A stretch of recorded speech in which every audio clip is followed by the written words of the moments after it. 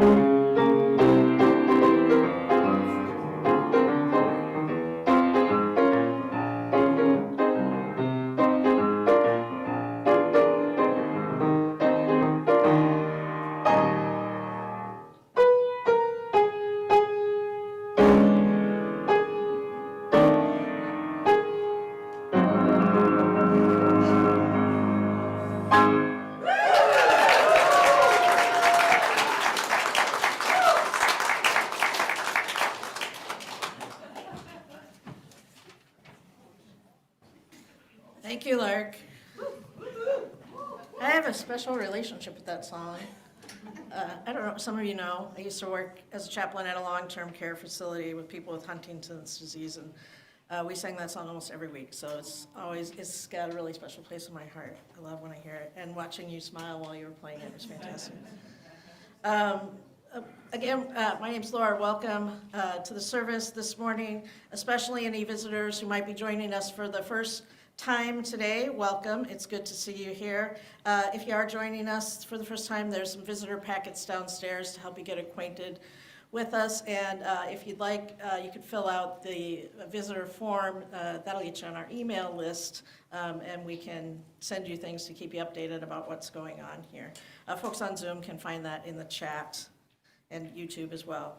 I just want to, I also want to say, if you are joining us today or you're early in your journey with us, we are having a meeting for newcomers next Sunday after this service. So if you're around and you want to join in for that, it's real low key. We just kind of share our spiritual journeys up to this point. We're not going to sign you up for any committees or anything. That's the second meeting. So anyway, please come for that to get more acquainted with us and us with you. Other announcements for this week.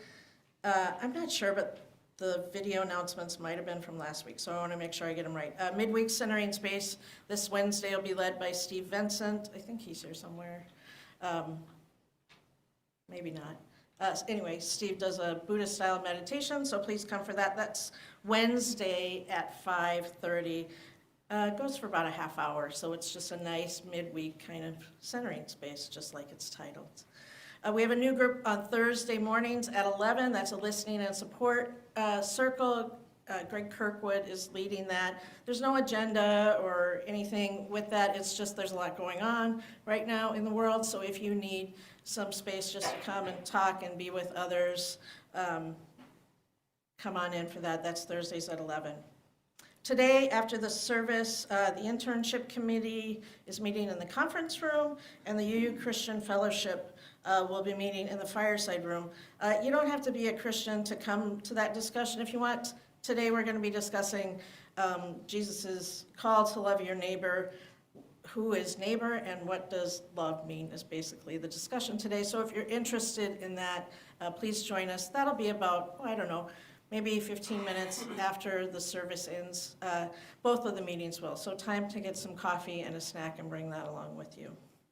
Did I miss any announcements? Just want to make sure I got everything. Anybody else have anything? No? I swear there was another meeting today, but I guess there's not. So that's good.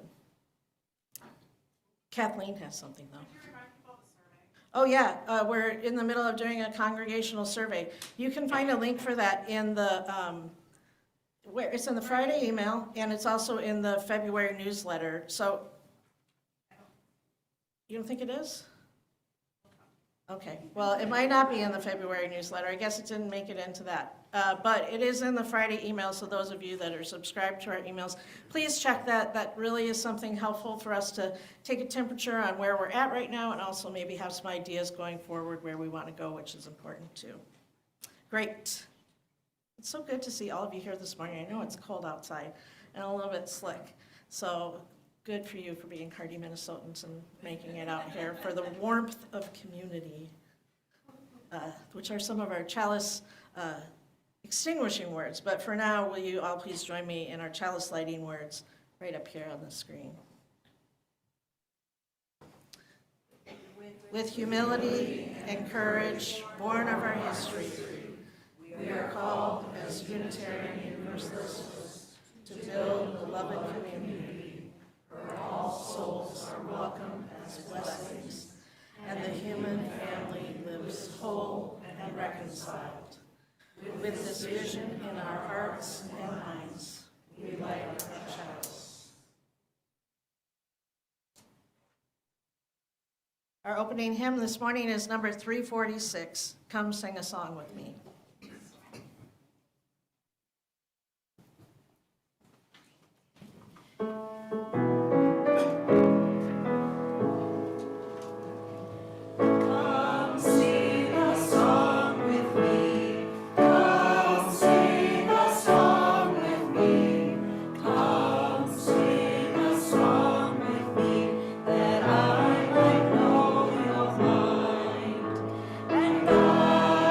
With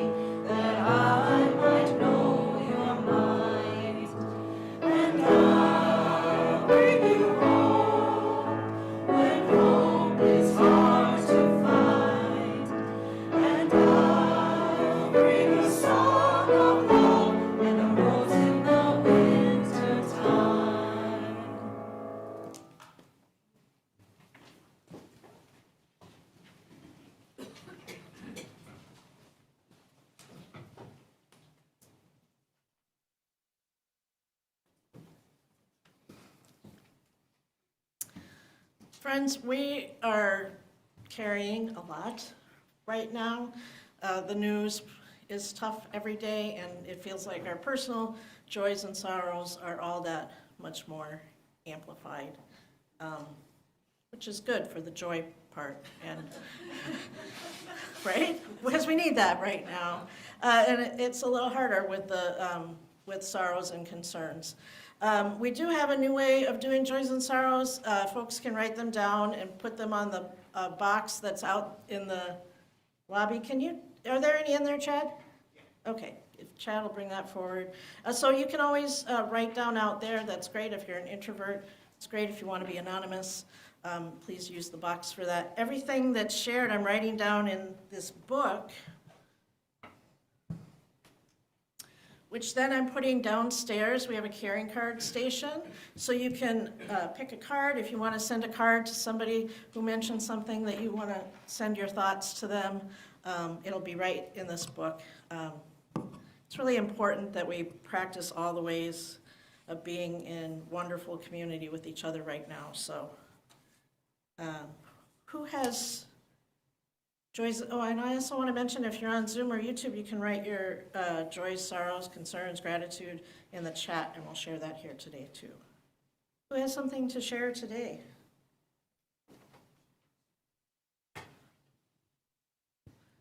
Hi, Barb Becker. I want to thank everybody who came last night to the sing-along. It was fun. We introduced karaoke, and that will come back.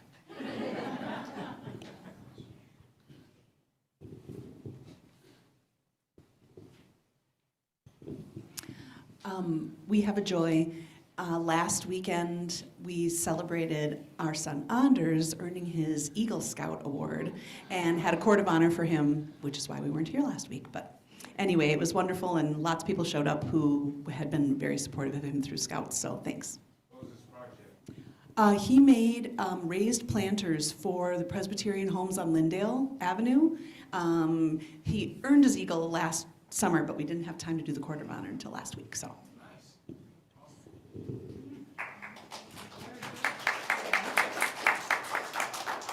My name is Yamini. So I have been dealing with an autoimmune disorder, and finally I got a diagnosis. It's called spondyloarthritis. It's kind of scary to hear, but I'm happy that I got some diagnosis by seeing a different consultant at Health Partners. How do you overcome? Yeah. How do you cope with it?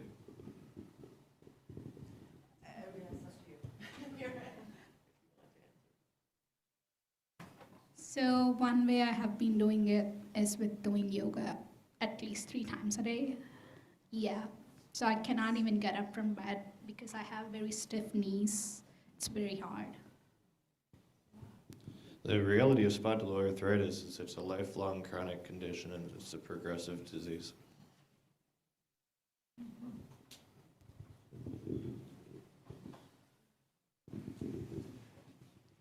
Lori, you can skip mine in the box. Okay. I'm Tom Ellinger, and this week has been full of joys and concerns. The joy was singing last night, but also one of them with my youngest child, Peter. Friday night, I saw him play with his band Boobless at Zahar Darling in Minneapolis. And to see your child glowing with joy at beating on drums.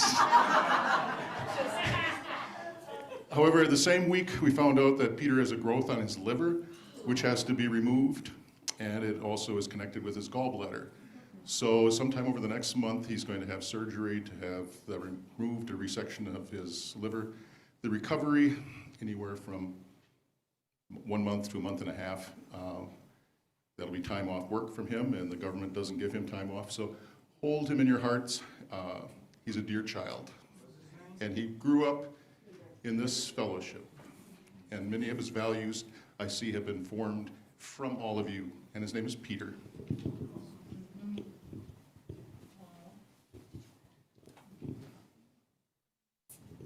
Here to promote another concert.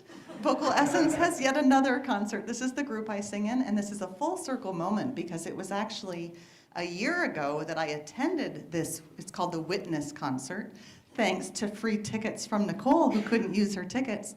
And it was seeing this concert that I was like, that's the choir I want to be singing with. So it's what led me to join the choir, and it's a really powerful concert. It's really rooted in spirituals, and I encourage you to all come. It's a few weeks away on Sunday, February 23rd. I think it's at 4 o'clock. I'll put this outside on the table, and would love to see your faces there.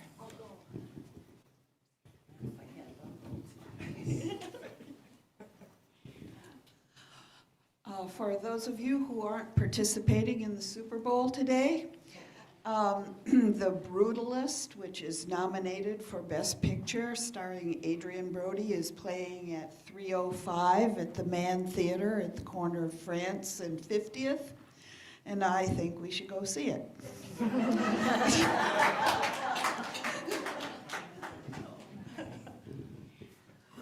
my gosh, there's so many people. I'm Mimi Law, and I just want to thank Reverend Laura. She made this wonderful celebration of life for my husband happen, plus in like 4 days. We did it. My kids flew in. My husband died January 27th of 12 years of dementia. And it was the best party ever. So many. He was a principal, 3 different schools in Minnetonka, and River Falls he worked, and Buffalo Lake. But just a joyful man. And my son created a slideshow that lasted an hour. That was it. The people were here, they were there, and they were down eating. But it was terrific. And my kids made it happen. They flew in from New York, Seattle. They did the obituary, they did the memory page, it was just amazing. People came from Wisconsin, Colorado, Indianapolis. It was just wonderful. So I wanted to share the joy. There's a lot of sadness, but there's a heck of a lot of joy. And thank you, and all the volunteers that helped with that celebration.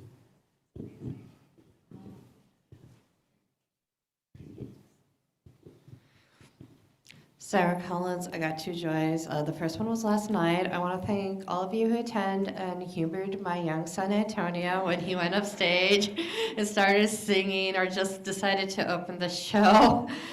It was awesome, and then it's just also, we thought he was going to have a meltdown when it was time to officially get started, but he's so comfortable with y'all that he decided, no, I'm not going to have a meltdown. I'm just going to take my place, and he actually knew when to sit and when he could go up. You know, this is not like my first time dealing with an autistic child and dealing with spiritual community, and this has been tenfold 100% better than a prior experience I had when I thought I was almost going to get kicked out of a church for having an autistic child. So thank you guys so much. It was such a blessing for me and Matthew to have Antonio be so welcome here. And then the second joy is, I know there's been a lot of scary things on the news. I am part of a group called Invisible, and I'm part of Fridays at 4, which is actually at 6 p.m. because the leaders are in Pacific time. Well, a lot of us could not even join the meeting because there was such an influx of people who now just want to take action. People are waking up, they're okay, instead of just being sorry, let's just really start a fight. So yeah, there's a lot of fighting that's being done to take back democracy, and if you want to know about it, always you can talk to me because I try not to get too political here. But yeah, there is a joy. People are fighting. We're going to try to take everything back, and for Americans and for all of us.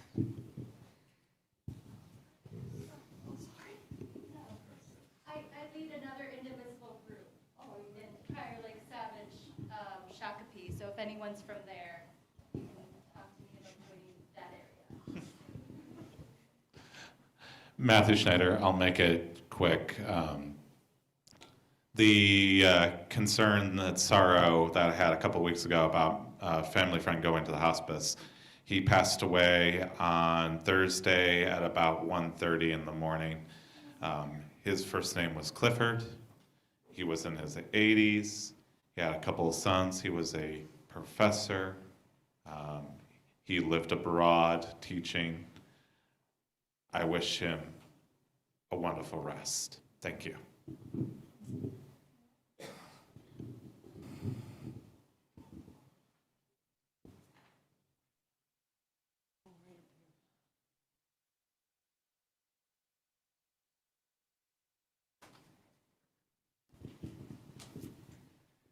Hello, I'm Eric Kaufman.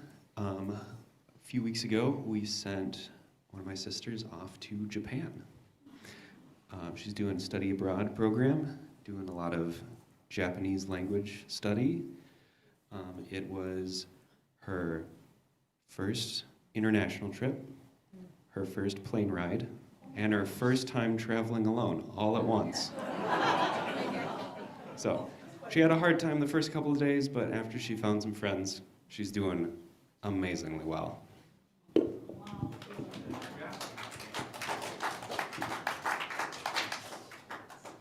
Seth here, the nominating committee invites anyone who wants to be a leader in the congregation to come after the service on the 23rd in the fireside room for a discovery meeting to learn about leadership opportunities in the congregation.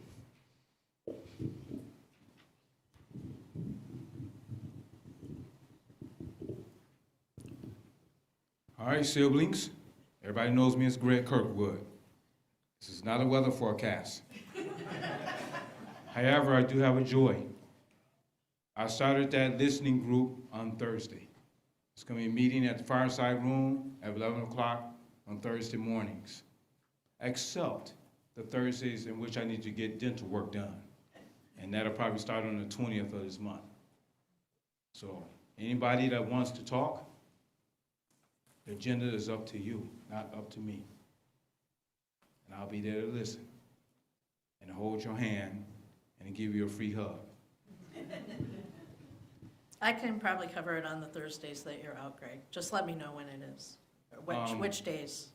Let you know. Send me a text or an Okay. email, because you tell me now, I'll forget. Awesome. Thanks.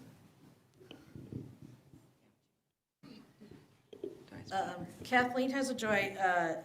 So Paul, her husband Paul, got a job full-time at Normandale as academic advisor and starts later this month. So super excellent news on that.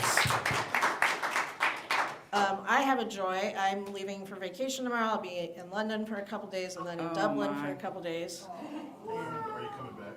I am coming back. And I did get buttons that say, not my president, not my beliefs, not my values, because I'm a little worried that once people hear my accent, like they're gonna want to know why or something, and I don't wanna spend my vacation trying to explain American politics to anybody, so, yeah. But the highlight of the trip, the thing that I'm looking forward to the most, we're talking about family today, is that I'm gonna see my cousin closest in age, her name's Heidi. They moved to Italy when we moved to Minnesota, so in 1980. So I haven't seen my cousin in 45 years, and I'm just like, I already know like the highlight is just gonna be having dinner and hugging Heidi. Like, it's gonna be so great to see her, so I'm super stoked about that, so.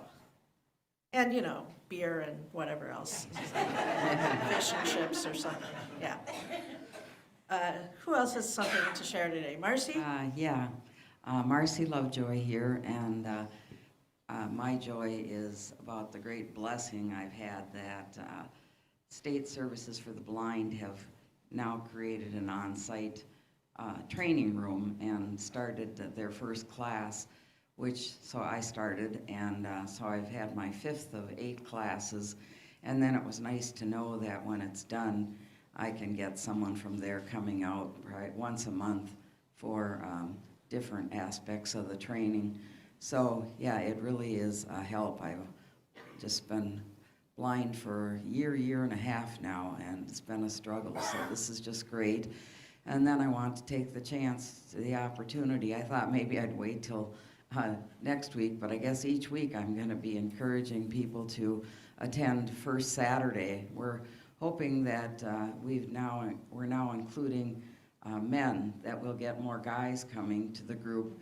But yeah, just more people would be great, and our subject is timely. It's involving the Supreme Court and maybe changes that need to be made. It's been one of the joys of the reason I joined, is that all the things that can be learned in this environment, the good topics and informative people.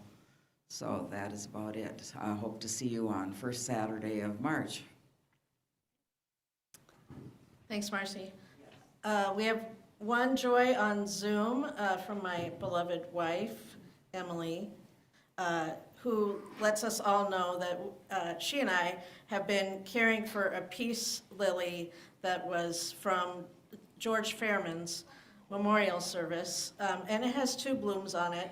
And so, just to let you know, and of course the plant is named George. So George, those of you that remember George, he was a longtime member here. George is blooming and doing beautifully in our window. So. Yeah, life of a minister, funeral plants at home that you all leave behind. So. So leave really nice ones, is what I'm saying, that don't die easily. Does anybody else have anything to share this morning? No? Thank you all. I know we have joys and sorrows in our hearts, and we lift those alongside everything that we've shared out loud this morning. Will you all please join in our sung response?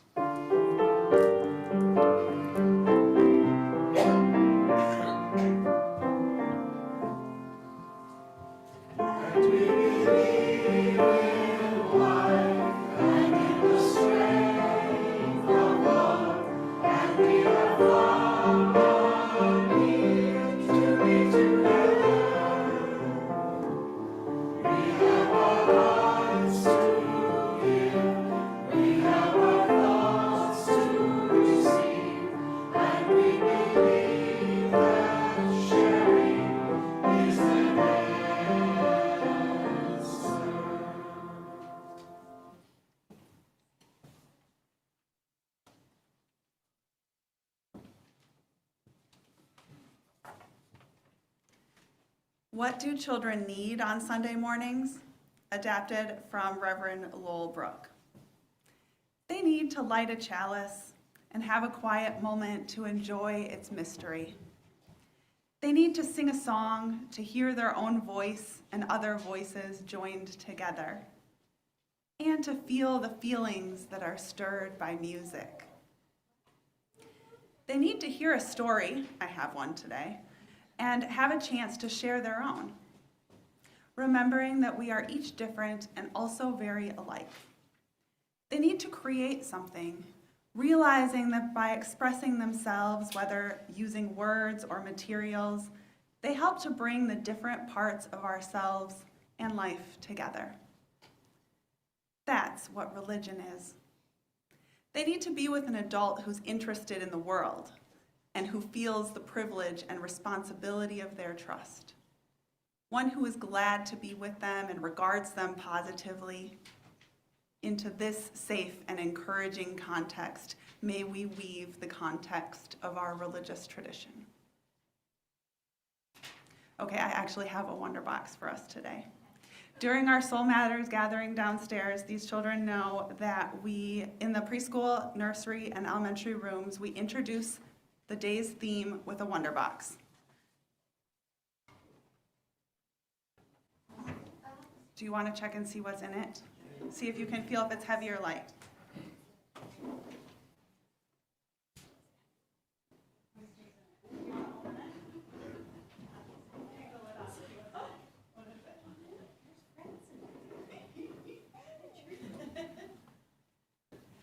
I don't know that everybody needs to see it, but can you hold it up? It's a tree. And we also have, what else is in it, Owen? Oh, there's little people. I wonder what that could have to do with having a family.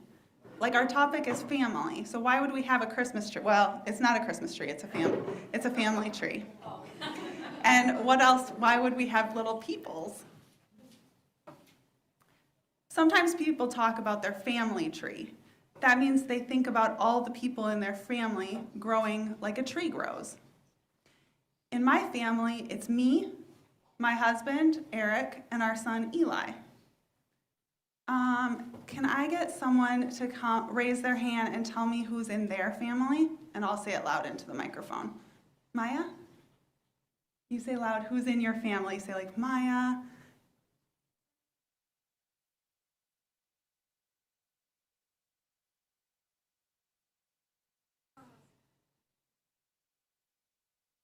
Yes, excellent. So she's talking about her cat, her grandma, her mom, her dad, and her little brother. Does anyone else want to share who's in their family? Owen, go ahead.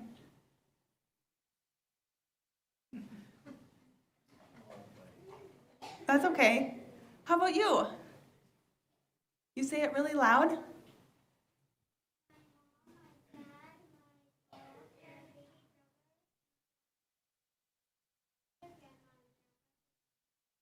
Oh, yeah. I don't know if I remember all of them, though, but I think it's a... So you've got a grandma and a grandpa, another grandma and a grandpa, a mom, a dad, a brother, and a dog. Is that right? Yes. I'm impressed with my memory. Thank you for sharing. You can think about who's in your family while I tell this story. It's called Drawn Together by Min Le. He's a Vietnamese author, and the illustrator is a Thai person. And if you look at the beginning of this book, well, it first says sometimes you don't need words to find common ground. And it's dedicated to the author's grandpa and the illustrator's grandmother. So you see on the first page that the Maya, Ian, no running. Sorry, Chad, I know you're back there. Okay, I'll keep reading. So we have a story where the mom is using her car to drop off her child, and you can see the little boy is walking away from her. They're being dropped off. Next page. The boys ring the doorbell, and the grandpa is excited to see him. You can see that giant smile on his face, and they greet each other with a traditional Thai greeting. Wave goodbye to mom, she drives away in her car, and grandpa's like, yeah, you're here, woo, this is awesome. They sit down to share a meal together. And you can see this, this grandpa created an American meal for the boy and a Vietnamese or a Thai meal for himself. So it's pho and then a hot dog. And they're sitting and eating together and not really doing a lot of talking, but sharing food is a community building. And at the same time, the boy says, so, what's new, Grandpa? And the grandpa says, how are you doing? At the same time, but they can't understand each other because the grandpa is speaking Thai and the boy is speaking English, and they don't understand each other. So they just kind of look at each other and keep eating. After dinner, they sit down to watch a video, and the grandpa's checking to see if the boy's enjoying it. It's got a huge dragon and some fighting. It looks good, but can we watch something else? The boy says. And the grandpa says, would you like to watch something else? But he's still speaking Thai. So they just kind of turn forward, watch the movie again, because we don't know what they're saying. The boy gets tired of this movie and just gets up and walks away, takes out his backpack, pulls out the paper and the markers, some colored pencils, an eraser, and starts to draw. The grandpa's like, what are you doing? So he comes over and checks it out. The boy's drawing a wizard. It's himself. It's an autobiographical wizard. And the grandpa's like, yes, this is my jam. And he goes and walks away, but the boy doesn't know where he's going. And the grandpa pulls out his ink bottle and his sketchbook.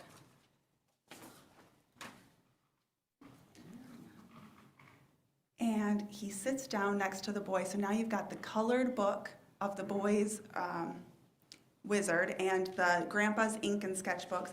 And the boy says, right when I gave up on talking, my grandfather surprised me by revealing a world beyond words.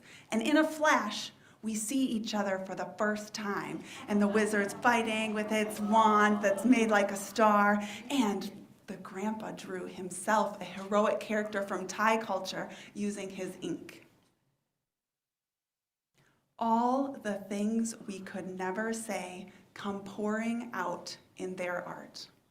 I don't know if you've ever had a moment like this, but one time I lost my voice to laryngitis and I played clarinet, and all those words that were bottled up inside came out in the music. Oh, and there's a cute monkey, like monster dude. And we build a new world that even words can't describe. You see a giant fish, you see mountains and clouds, you see colors and black. But just when we're closer than ever, that old distance. So now you see the boy is on a white side of a giant ravine, and the grandpa's on the another white side of the giant ravine. And in between them, it looks like a sea monster. That old distance comes roaring back, and it's a dragon. They look a little bit overwhelmed. Even the monkey looks like, I don't know if I can take this. The grandpa sees that actually as that divide was happening, the boy's wand got left on his side. So the grandpa's like, okay, I guess I'll take up the boy's wand, and starts to fight. And then the boy's like, uh-oh, what do I use? And he sees his grandpa's ink pen and starts to pick that up. And the boy says, this time, I'm not afraid. Oh, but I would be a little afraid by that dragon. But the boy knows, because I know that together we can make our way across. Do you see what that bridge is made out of? They turned that dragon into a bridge, and they used it to walk toward each other. Now, after years of searching for the right words, we find ourselves happily speechless. So now they're back in the boy's house, the grandpa's house, and you can see that they've been doing the artwork this whole time on the wall, hanging it up and telling this story together. Mom arrives back home, and she is so happy to see that her son and her dad have bridged this divide between each other, and they're so happy to see each other. And the boys even got this little smirk, like, yeah, we had fun, Mom. And as they're leaving, the grandpa's got the marker now, and the boys got the ink paintbrush. And as the grandpa says goodbye, looking toward the future of the rest of the stories that can be told, he has the marker. So I have a few color pages that you could color the fish that is the future of that story in the back, and we have coloring supplies and some other color sheets back there, so if anyone would like to take one of these, you're welcome. Wow, awesome. Cool.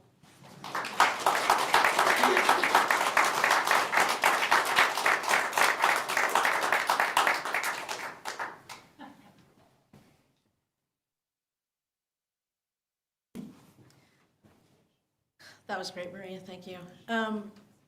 Our offering this month is going to Conversations with Friends. By the way, somebody from there will be here next week. I'll talk about that in a little bit. They are supporting detainees, immigrant detainees here in Minnesota that are held at 3 county jails. They support them through writing letters and doing cards, and also putting together some supplies for them for when they get deported, so they have something when they arrive where they're going. And also they do help on the rare occasions that somebody is released. So this is really important work, and you can learn more about it next week. Will the ushers please come forward to take the offering?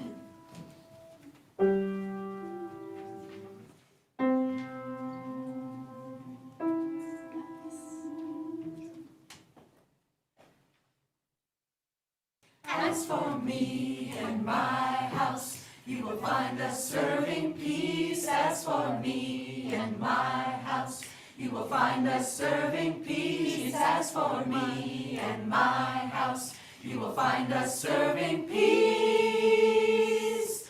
Peace for all right now. As for me and my house, you will find us serving truth. As for me and my house, you will find us serving truth. As for me and my house, you will find us serving truth. Truth for all right now. As for me and my house, you will find us serving love. As for me and my house, you will find us serving love. As for me and my house, you will find us serving love. Love for all right now. Love, love for all right now.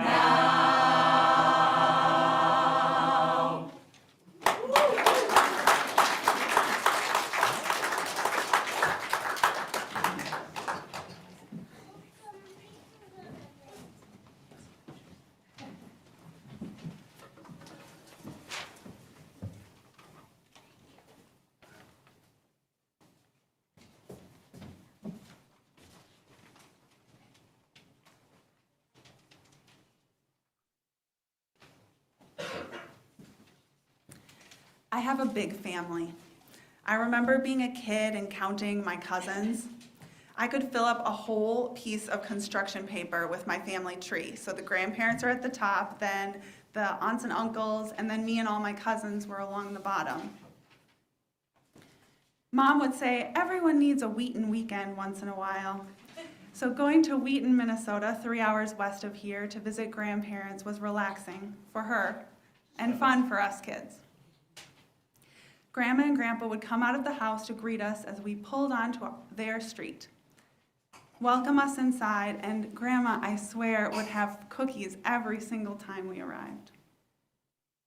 I played with my cousins as we visited the family farm, and on the way home, I would fall asleep and wonder how the road trip went so quick. I remember birthday parties and Christmases celebrated with large family gatherings. We would have beautifully wrapped gifts piled up around the Christmas tree, all thoughtful gifts, and I treasured the ones that were for me. And then I would, over the years, look at my house and my space and notice that so many of the things are gifts from my relatives. Some fun things, some practical, some a little too sparkly, all given with love. Families see us.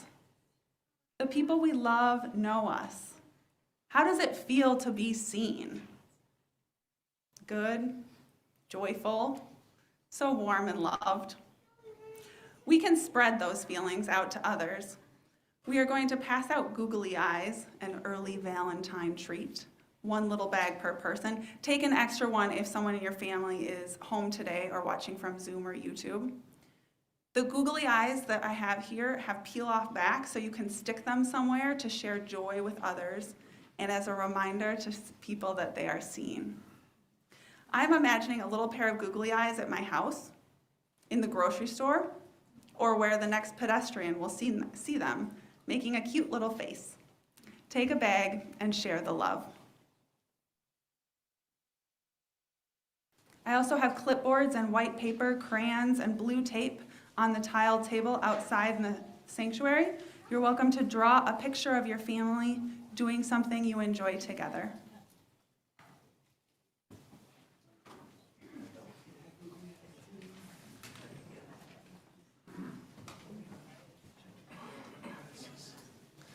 Our googly-eyed ministry returns.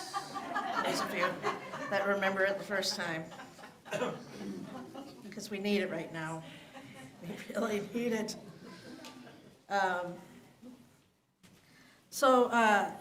Back in the 80s, the 1980s, when I came out, there were hardly any representations of queer folks or queer families in TV or movies or books. Most representations of families at that time were still of a very specific design. Two same-race, opposite-sex, cisgendered parents, still married, with 2.5 well-behaved children, who were also cisgendered and straight. Multiracial families, divorced parents, and families with queer or trans members often faced scrutiny and judgment from society, their neighbors, and even from within their own families. It was a challenging time for folks if your family looked different than what society said it should look like. When I was 17, my family decided to move out of state. I decided I would not go with them. I had switched schools very many times in my life up to that, and things were a little bit strange since my coming out. Not terrible, they were doing their best to be accepting, but I was also very rebellious and said, if you make me go, I'll just leave and come back here. So I stayed here on my own. And I learned about a new kind of family, chosen family. Chosen family was and remains a very important part of queer and trans communities. Because family members of the LGBTQ folks sometimes struggle in accepting us and supporting us in the ways that we need, we often more heavily rely on our community that we create together. And in fact, when we talk about other people to one another, we even will ask, are they family? Are they fam? You know what I'm saying. The rest of you might not know what I'm saying, but some of you know what I'm saying. Because we're not asking if they're blood relatives. When we ask if they're fam, we're asking if they're part of the queer family, if they're part of the trans family. So back in the day, I had my own little circle of lesbian, fam, baby dykes. We were called little baby dykes. I don't know if that's a derogatory term if we claimed it ourselves, but that's what we were. Anyway, this was a great place of love and acceptance for me until I got pregnant. Yeah. Whoop. There's a twist, right? You didn't see that coming, did you?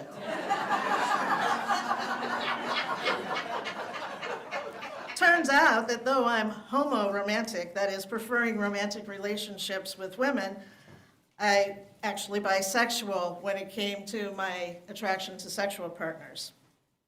Now, I wasn't sure that my lesbian fam was going to be that supportive of my pregnancy, because back then, it's better now, but back then, judgment from the gay community toward bisexuals was real. Like, the straight folks didn't want the bisexuals with them, and the gay folks didn't want the bisexuals with them. Like, nobody, everybody was just kind of like, no. So it was a little tough.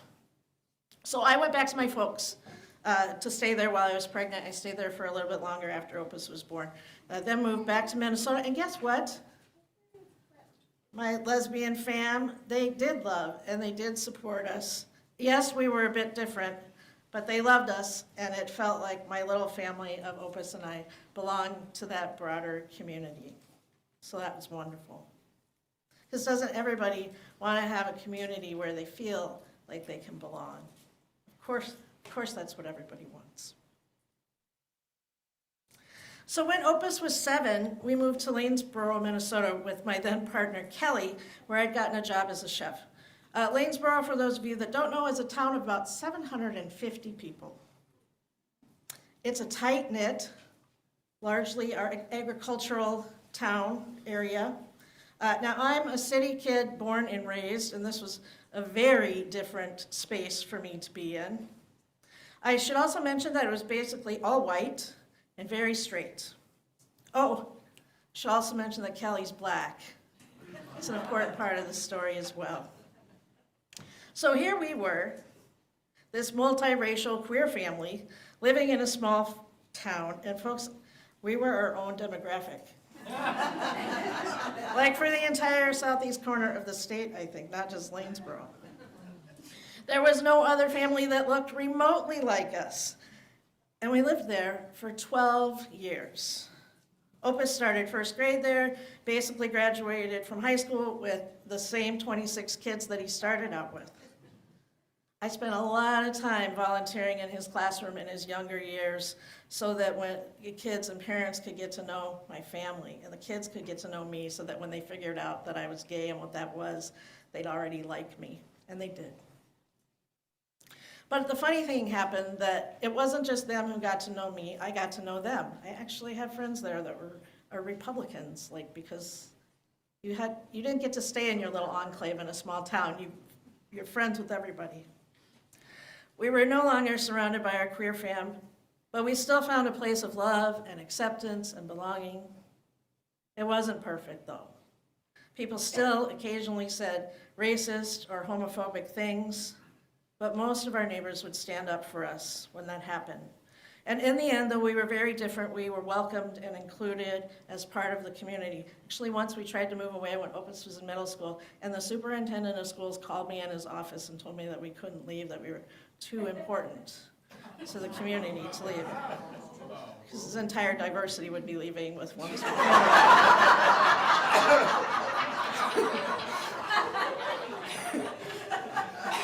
We meant a lot to the community. I get it. We brought a lot. But also part of the reason that this happened then was because the prevailing attitudes of the day that had shifted from decades earlier, right? Societal expectations of who belonged and who didn't were changing at that time. I don't know if y'all remember, but Ellen came out and that was a big flippin' deal. That like switched everything, and suddenly we started having more representation everywhere, and now it's not uncommon that you see us in all kinds of places. Or at least it wasn't.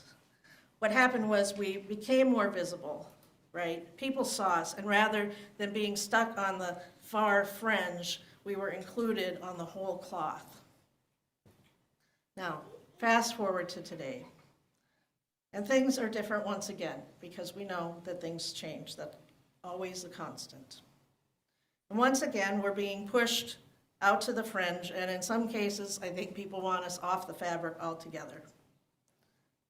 There's an all-out kind of war going on right now that's affecting so many families and affecting real family values. This is going to take a little somber turn for just stay with me for 30 seconds and that gets better, I swear.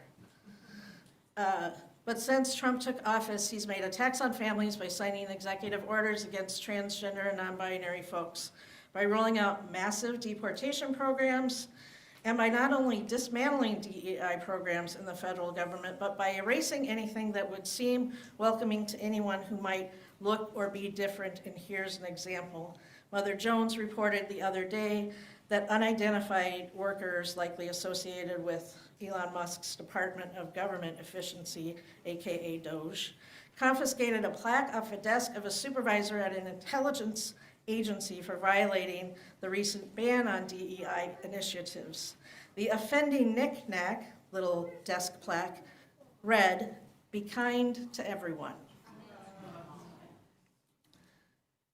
Make no mistake. This is horrible, and it's fascist, and it's meant to divide us. And it is not just the workplace that Musk is attacking. He is using his unchecked and unbridled power to attack workplaces and community organizations as well.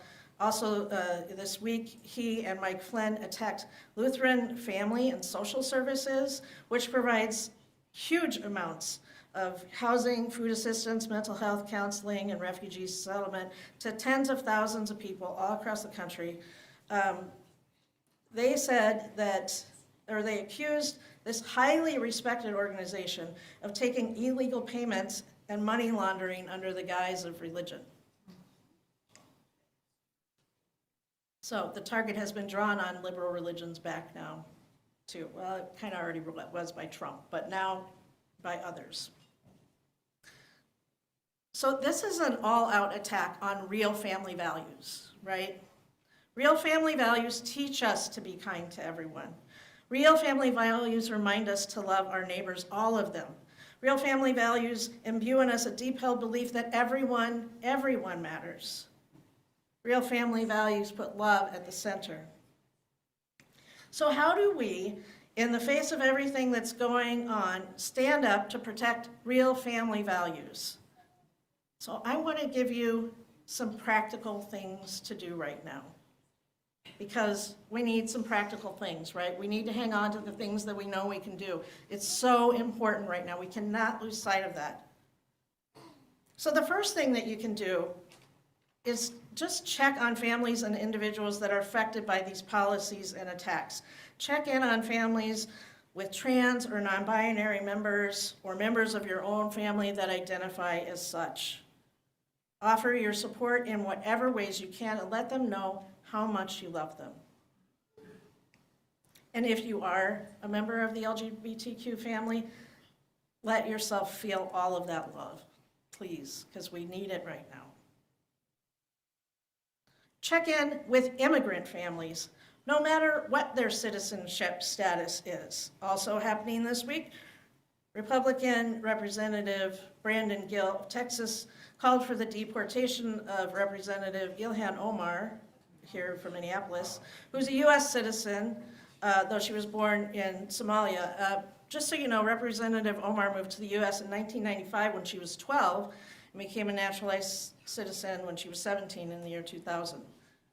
So her citizenship, there's nothing to be questioned there, and yet it's being questioned. So check on all of your immigrant friends, regardless of their status, because they're feeling threatened.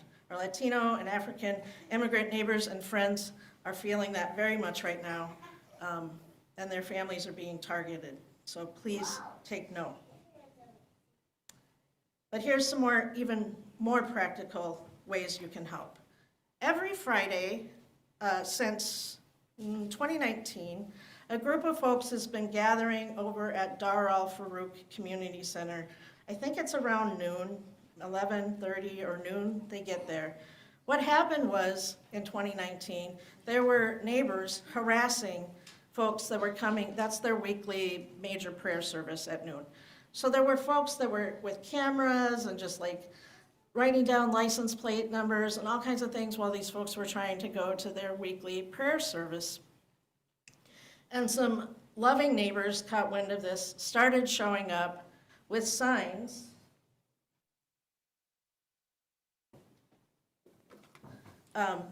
They called themselves Neighbors Together in Solidarity. I'm gonna put this up here.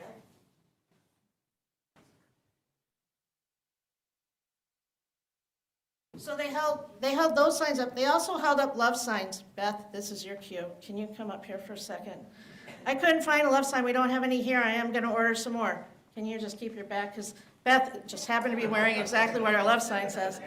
We will get more red love signs because I know there are new members here. Some of our older members have them, but our newer members definitely need them to put in their yards, to show up with at marches, to show up at Dar al-Farouk if you've got time on a Friday, to show up and be in loving solidarity, just holding signs and waving and smiling as Somali Muslim folk come in and they beep their horns at you, and often they serve some tea and samosas to the folks that have gathered. It's amazing and wonderful if you have a Friday off. How do you spell that?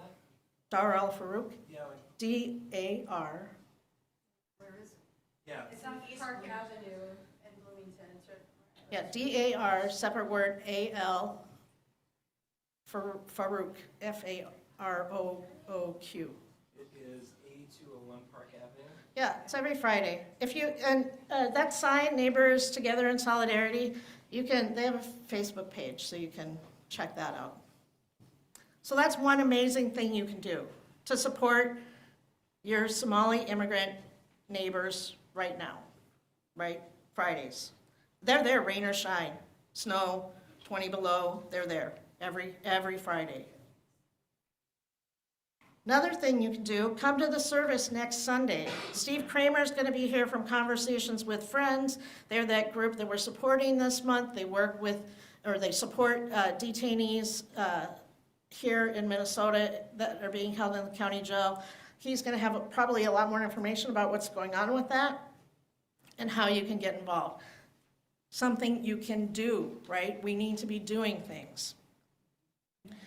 I also would love to see you here on Saturday, February 22nd.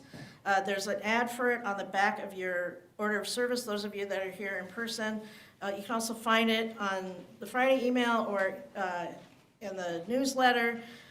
So First Unitarian Society of Madison is doing a hybrid workshop, the spiritual work of trans justice and safety. We're going to stream it here. You could, of course, watch it from home, but if you come here, then you can be in conversation with us during the breakout sessions. You can stay afterwards. My little book club this month, we're doing Authentic Lives.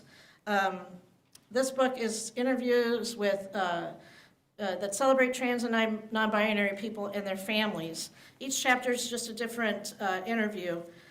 So if you get this book, even if you don't read it, please come for the conversation. You can read, a story here and there. I mean, this is a great book to keep around just to pick up and read a story when you can. It doesn't read like a novel. So, and this is available. Of course, it's available at the Evil Empire if you want to support that kind of thing. But you can also get it at the UU bookstore. So Google UU bookstore, and that'll take you there. And then you don't have to support any evil billionaire empires. You can buy it because it's actually published by Skinner House, which is the UU Press. So we don't need to even involve, right, the capitalist empire. You can buy it from our press, from our people. So check that out. Things that you can do. We have to hang on to the things that we can do, right? We have to come in here on Sunday, center ourselves, pay attention to the things that matter most, like family and like love and like spending time with each other, like singing love songs. Those things matter and feed our souls right now. And we have work to do. And I'll tell you, this isn't very different from the work that we were doing before, but it's so much more needed right now, right? So find where you can step in, find where you can get engaged, because everybody's needed right now to do a little bit here and there. These are real things that we can do to support real family values. Real things that proclaim that immigrant families matter, that trans families matter, that families of all colors, shapes, and sizes, chosen or inherited, matter. These are real things we can do to not only let our light shine out into the world, but that help us to remove the blinders that this administration is trying to put on us to prevent us from seeing everyone else's light. We will not be diminished. We will shine on together. You're all still looking glum. Okay. I gotta transition them for you. Gotta transition. We will all shine on together. We will all shine on together. Do y'all know that you're loved? Yes. Yes. Okay, feel it? Yes. Okay. Light shines brighter in the darkness.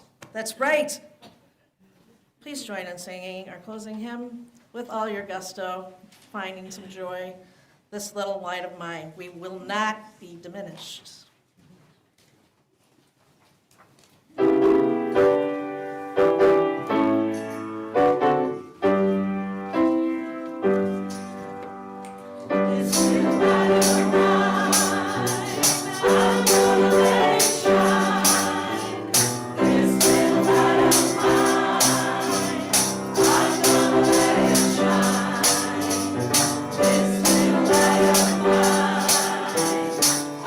gonna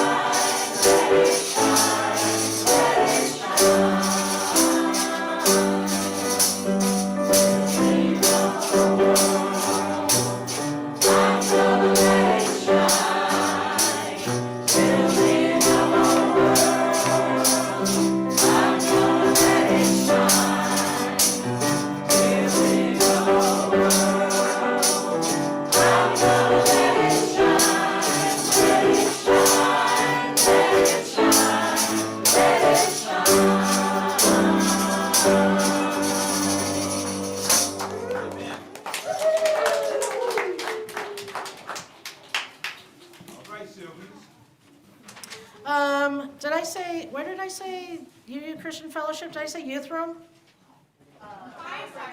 Fireside room. If you want to join in that conversation, we'll meet there in about 15 minutes. Will you please join me in the words for extinguishing our chalice? We extinguish this flame. The warmth of community, or the fire of commitment. These we carry on our hearts until we are together again. Donna Hedges writes, having a place to go is home. Having someone to love is a family. Having both is a blessing. May we all continue to be blessed and be a blessing to one another. Have a good week, everyone.